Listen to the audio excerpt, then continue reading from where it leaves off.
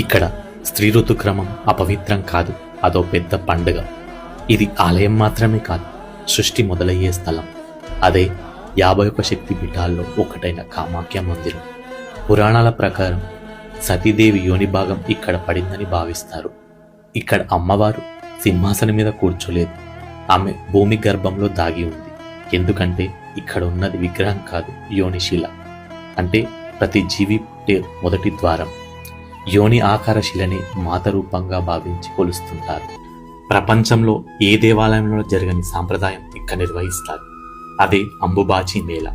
ఈ మేళాలో సిద్ధులు, యోగులు, అఘోరాలు సహా లక్షల్లో భక్తులు పాల్గొంటారు. ఇది ప్రతి సంవత్సరం జూన్ నెలలో నిర్వహిస్తారు. ఈ సమయంలో కామాఖ్య మాత కూడా ప్రకృతిలాగానే ఋతుక్రమంలోకి ప్రవేశిస్తుందని భావించి యోనిపీఠాన్ని తెల్లటి వస్త్రంతో కప్పి శక్తి విశ్రాంతి కోసం ఆలయాన్ని 3 రోజులు మూసివేస్తారు. ఈ సమయంలో అస్సాం మరియు చుట్టుపక్కల ప్రజలు పొలం దున్నడం, విత్తనాలు నాటడం వంటివి చేయరు. ఎందుకంటే వారు కామాఖ్య మాతను సాక్షాత్ భూదేవి స్వరూపంలో భావిస్తారు.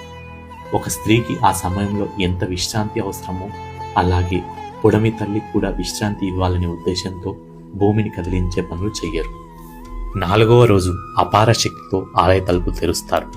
విచిత్రంగా యోనిపీఠంపై కప్పిన తెల్లటి వస్త్రం ఎరుపు రంగును సంతరించుకుంటుంది. అలాగే పక్కనే ప్రవహిస్తున్న బ్రహ్మపుత్ర నదిలో నీరు కూడా ఎరుపుగా మారుతుంది. ఇది మాత ఋతుస్రావం వల్లే జరిగిందని భక్తులు భావిస్తారు. ఈ ఎరుపు రంగు వస్త్రాన్ని చిన్న ముక్కలుగా చేసి భక్తులకు ప్రసాదంగా ఇస్తారు.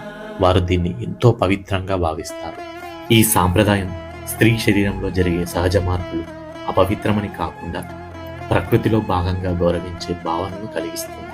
అందుకే ఈ కామాఖ్య మందిరం భక్తికి మాత్రమే కాదు, స్త్రీ శక్తికి, గౌరవానికి ప్రతీక.